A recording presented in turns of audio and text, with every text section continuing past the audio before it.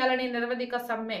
ఈ సందర్భంగా సిఐటియు తుని మండల కన్వీనర్ నక్కెళ్ల శ్రీనివాస్ పేయాల బాబురావు మాట్లాడుతూ సహకార ఉద్యోగులు దీర్ఘకాలిక సమస్యల పరిష్కారం కోరుతూ ఈ నెల 16 నుండి నిరవధిక సమ్మె జరుగుతుందని, జీవో నెంబర్ 36 వెంటనే అమలు చేయాలని, 2019 మరియు 2024 పెండింగ్ లో ఉన్న వేతన సవరణ అమలు చేయాలని, అప్పటి వరకు మధ్యంతర భృతి ఇవ్వాలని, సహకార సంఘాలలో పనిచేసే ఉద్యోగులకి కూడా ప్రభుత్వ ఉద్యోగులకు అమలయ్యే రిటైర్మెంట్ వయసు 62 సంవత్సరాలకు పెంచాలని తెలియజేశారు. ఈ కార్యక్రమంలో సహకార ఉద్యోగ నాయకులు బి సూరిబాబు, మాసారపు శివనాగ, అన్నవరం రాజు డైరెక్టర్ రావు, వీరభద్రరావు, బాబురావు, సింహాచలం, సూరిబాబు, నూకరాజు, వెంకటరామరావు, జామీలు, సతీష్, సీనిస్ Kumar, Tuni Annavaram branch, DCCB branch ఉద్యోగులు పాల్గొన్నారు.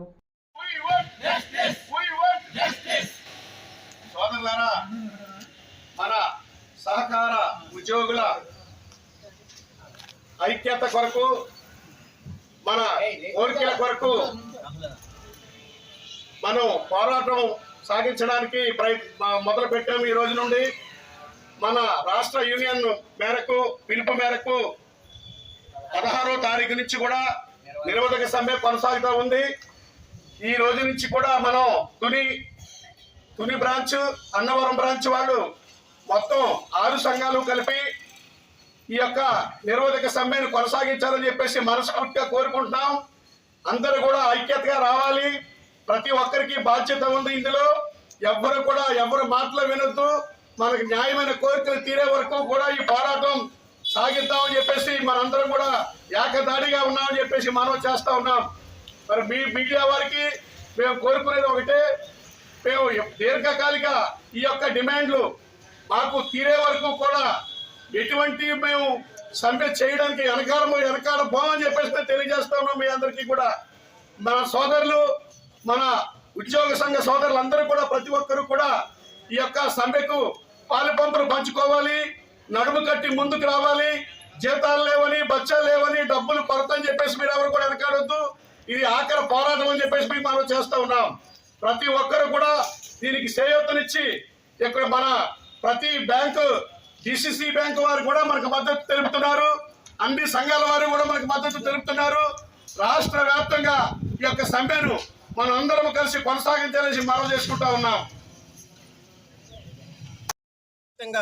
సహకార ఉద్యోగుల సమస్యల పరిష్కారం చేయాలని చెప్పేసి ఈ నెల 16వ తేదీ నుంచి రాష్ట్ర కమిటీ యూనియన్ ఇచ్చిన పిలుపు మేరకు నిరవధికంగా సమ్మె జరుగుతుంది. ఈరోజు తుని డిసిసి బ్యాంక్ ఎదురుగా దాదాపు 6 బ్రాంచుల నుంచి ఈ 6 సొసైటీ సంఘాల నుంచి ఈరోజు ఉద్యోగులు ఈ సమ్మెలో పాల్గొన్నారు. ముఖ్యంగా 36 జీవో వెంటనే అమలు చేయాలని చెప్పేసి గత ప్రభుత్వం చూసుకున్నా, ఈ ప్రభుత్వం చూసుకున్నా ఈరోజు సహకార ఉద్యోగులు మోసం చేశారే తప్ప వాళ్ళ సమస్యలు మాత్రం పరిష్కారం చేయకుండా ఈరోజు సహకార ఉద్యోగుల పట్ల ఈరోజు రాష్ట్ర ప్రభుత్వాలు చిన్న చూపు చూస్తూ ఉన్నాయి, వాళ్ళని మోసగిస్తూ ఉన్నాయని చెప్పేసి మరోసారి తెలియజేస్తూ ఉన్నాం. ముఖ్యంగా ఈరోజు చూసుకున్నట్లయితే సహకార సంఘాలు ఉద్యోగులు చాలా తీవ్రంగా ఇబ్బంది పడుతూ ఉన్నారు. వాళ్ళు చాలా మానసిక వేదనకు గురవుతూ ఉన్నారు.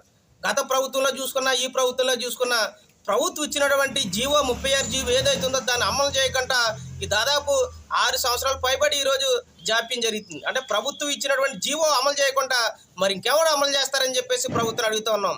అంటే అధికారంలో రావడం కోసం కార్మికులు హామీలు ఇచ్చి ఈరోజు మసిబూసు మారడికాయ చేసేటువంటి ప్రయత్నాలు చేస్తున్నారు తప్ప ఈరోజు అధికారంలోకి వచ్చిన తర్వాత కార్మిక సమస్యలు పరిష్కారం చేయకుండా ఈరోజు కార్మికులు నట్టేట ముంచేటువంటి విధానాలు అమలు చేస్తూ ఉన్నారు.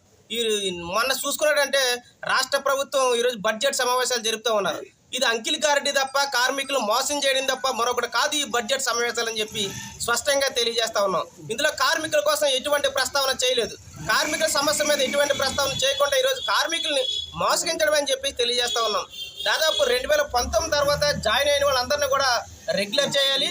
అదేవిధంగా 62 సంవత్సరాలకి రిటైర్మెంట్ వయసు పెంచాలని చెప్పేసి సహకార ఉద్యోగులందరికీ ఆరోగ్య బీమా వర్తింపు చేయాలని చెప్పేసి తదితర డిమాండ్ల పరిష్కారానికి ఈ నెల 16వ తేదీ నుంచి నిరవధిక సమ్మె జరుగుతోంది.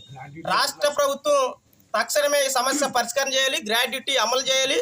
ఈ సమస్యల పరిష్కారం చేసేంత వరకు కూడా నిరవధికంగా ఈ సమ్మె కొనసాగుతుంది. అవసరమైతే ఆమరణ నిరాహార దీక్షను కూడా కూర్చుని ఈ సమస్య పరిష్కారం కోసం యావత్ రాష్ట్ర వ్యాప్తంగా సహకార ఉద్యోగులు నడుం బిగించి సమస్య పరిష్కారం కోసం పనిచేస్తున్నారు. ప్రభుత్వం తక్షణమే స్పందించి రాష్ట్ర ముఖ్యమంత్రి మన గౌరవ ముఖ్యమంత్రి నారా చంద్రబాబు నాయుడు గారు కానీ డీసీ ముఖ్యమంత్రి మన గౌరవ డిప్యూటీ సీఎం పవన్ కళ్యాణ్ గారు కానీ తక్షణమే ఈ సమస్య మీద స్పందించి సమస్య పరిష్కారం చేయాలని చెప్పేసి తెలియజేస్తా ఉన్నాం.